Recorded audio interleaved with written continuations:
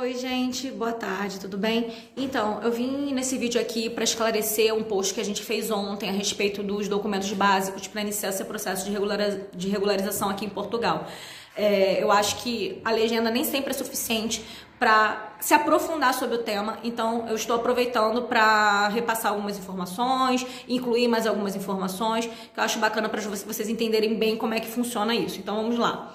A gente fala iniciar o processo de regularização porque esses 4 documentos que eu citei no post de ontem, eles são os documentos mais importantes para você iniciar o seu processo de regularização. Não é se tornar regular, é iniciar o processo de regularização. Por quê? É óbvio que vão ser exigidos outros documentos para que você se torne regular e possa solicitar sua autorização de residência.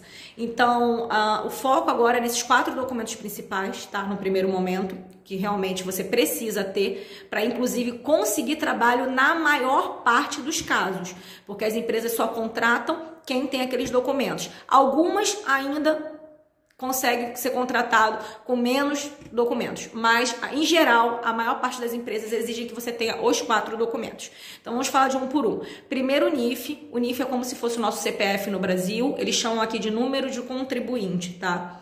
O NIF, ele precisa de um representante fiscal, porque sua morada é no Brasil ou em outro país e precisa de um representante fiscal aqui em Portugal. Então escolham bem o representante fiscal, tá? Seja um advogado ou um solicitador, para ser o seu representante fiscal para o NIF. O NIF, ele pode ser provisório ou ele pode ser definitivo. Provisório normalmente são NIFs feitos pelo banco. Quando você abrir a conta no banco português, eles fazem um NIF provisório para que você possa fazer a abertura dessa conta. Nós indicamos que, já que existe a possibilidade de você já iniciar o processo com o NIF definitivo, que você escolha pelo definitivo para evitar a burocracia que é a troca do provisório pelo definitivo. O NIF não é um documento que exige muitas comprovações para ser solicitado, basta o seu passaporte válido, seu comprovante de residência e uma procuração para o seu representante fiscal, e nós já conseguimos solicitar o NIF, tá bom? Tendo o NIF pronto, nós já solicitamos aqui a senha do Portal das Finanças, que eu já comentei em outro vídeo, a importância que ela tem. E, de novo, a importância que é escolher bem o representante fiscal, porque essa pessoa vai receber na casa dela a sua carta com a senha das finanças. Então, ela tem que te repassar a informação para você ter acesso ao Portal das Finanças, que tem diversas funcionalidades nessa plataforma, para fazer imposto de renda, para fazer certificado de não dívidas, para emitir recibos verdes, que é um documento que vai ser importante lá na frente. Então, essa pessoa tem que ser de confiança. Nós aqui, do Na Real em Portugal, doutora Priscila, sempre solicitamos a senha das finanças assim que o NIF do cliente ficar pronto e repassamos a informação para ele, tá? Então, escolha alguém que realmente vai te dar os informativos, que vai te passar a comunicação com as finanças, que você tenha total confiança, porque seja você a fazer o cadastro, ou seja o seu representante fiscal a fazer o cadastro no Portal das Finanças, não importa qual dos dois, o endereço que precisa ser utilizado lá é o do representante fiscal. Então, não tem outra forma da sua carta ir para sua casa, para casa de um amigo, para casa de um irmão. Ela vai sempre para casa do representante fiscal ou para o escritório do representante fiscal. Então, essa escolha é importante, eu quero deixar isso bem claro, tá? O segundo documento é o NIB, que é o número de identificação bancária, tá? Tem gente que confunde o NIB com o IBAN, não tem muita diferença. O NIB é o número de identificação bancária, o IBAN é o seu número de identificação bancária na zona do euro. Por exemplo, se você tiver um NIB, um número aqui em Portugal, o seu IBAN só vai ser acrescido de um PT50, que diz que sua conta é da zona do euro, tá? Para abertura de conta em banco, você pode optar por fazer isso se você ainda estiver no Brasil. A forma mais prática é conseguir se deslocar para uma das agências do Banco Milênio, uma fica na cidade de São Paulo e outra na cidade do Rio de Janeiro. Nós fazemos um agendamento para você ser atendido, e lá você consegue abrir a sua conta no banco, porque seu NIF já vai estar pronto. Se você não tem uma necessidade muito grande de transferir dinheiro, já está movimentando uma conta portuguesa, a gente indica que você chegue em Portugal e na primeira semana nós já conseguimos também adiantar a abertura da conta em determinados bancos. Ou você pode escolher o banco da sua preferência para abrir conta, não precisa ser necessariamente, por exemplo, o Milênio, existem diversas opções. Fora essa situação, você está no Brasil, mas você não quer fazer no Milênio, você quer outro banco, existe a opção de uma procuração consularizada, mas é muito mais burocrática e a gente não indica se não tiver extrema necessidade disso, tá?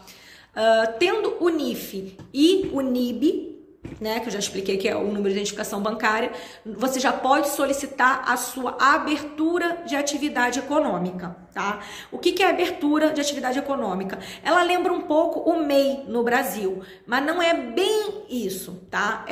Mas é bem parecido. Ela te coloca numa categoria de trabalhador independente. Você tem lá os CAIs, que, como é CNAES no Brasil, as categorias profissionais que você pode escolher, e tem uma que é bem generalizada, que é a 1519 de prestador de serviço, que abrange bastante categorias, então você não precisa se preocupar de ficar naquele primeiro momento escolhendo categoria, porque algumas não são isentas de impostos, então tem que ter um pouco de atenção nisso.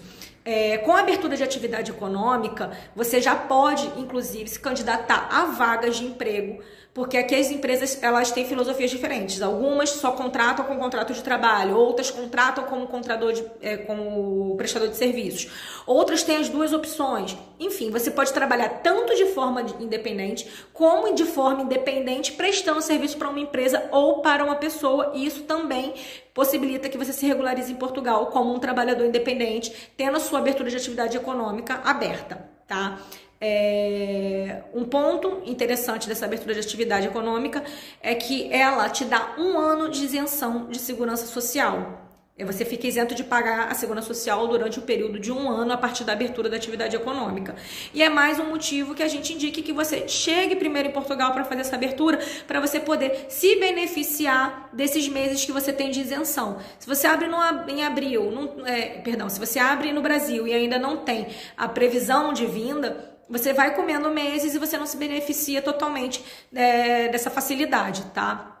E o principal ponto da abertura de atividade econômica é para você conseguir o quarto e último documento desses principais, que é o NIS, o número da Segurança Social. Quem conhece já sofreu bastante aqui com esse número. Ele já é um número, ele já é um documento que ele é mais complicado de ter, ele é mais demorado para chegar e é um dos documentos, né? É um dos documentos principais exigidos pela maior parte das empresas para te dar um contrato de trabalho. Então ficava um looping eterno para quem chegava aqui. A pessoa precisava do NIS para conseguir um contrato de trabalho, mas a pessoa precisava de um contrato de trabalho para conseguir um NIS. E aí ficava naquele looping e ninguém conseguia resolver nada, porque as empresas que estão contratando com o contrato de trabalho, elas podem dar entrada na sua segurança social, no seu número, elas mesmas. Você sendo um trabalhador por conta de outrem, mas a maioria não quer se dar o trabalho e quer que o candidato já tenha, tá, o NIS. Então, como resolver isso? Feita a sua abertura de atividade econômica, que também precisa de um representante fiscal, tá? Preciso deixar isso claro, um representante em IVA, tá? O representante do NIF é um representante em IRS, o representante da abertura de atividade econômica é um representante em IVA e pode ser o mesmo representante, ok? Só para deixar claro que precisa. Tendo feito a sua abertura de atividade econômica, você pode dar entrada no seu NIS para poder, né, trabalhar tanto por conta própria como poder se candidatar para outras vagas de emprego que sejam de contrato de trabalho. A abertura de atividade possibilita que você solicite isso sem necessidade de ter uma empresa à frente. Você passa a ser um trabalhador independente, você é enquadrado como um trabalhador independente e eles te dão o número da Segurança Social. Com esse número em mãos, você já vai abrir um leque de possibilidades em relação ao trabalho, porque realmente a maior parte das empresas exige que você tenha o número do NIS, que não é um número muito facinho de resolver. Sempre foi problemático aqui. Melhorou um pouco, mas continua sendo problemático, porque o seu pedido ele é direcionado para a sua região de morada e dependendo da demanda que a região tenha, ele pode levar alguns dias para sair, 1 semana, 2 ou até 1 mês, 2 meses. Isso varia realmente da demanda da sua localização. Então, repetindo, esses são os 4 documentos principais, tá, para iniciar o processo de regularização: NIF, NIB, atividade econômica e o NIS. Se ficou alguma dúvida, você deixa aí no comentário que a gente tenta responder o mais rápido possível, tá bom? Espero ter esclarecido mais, ter ajudado e vamos lá que vai ter mais novidade hoje. Tchau, tchau!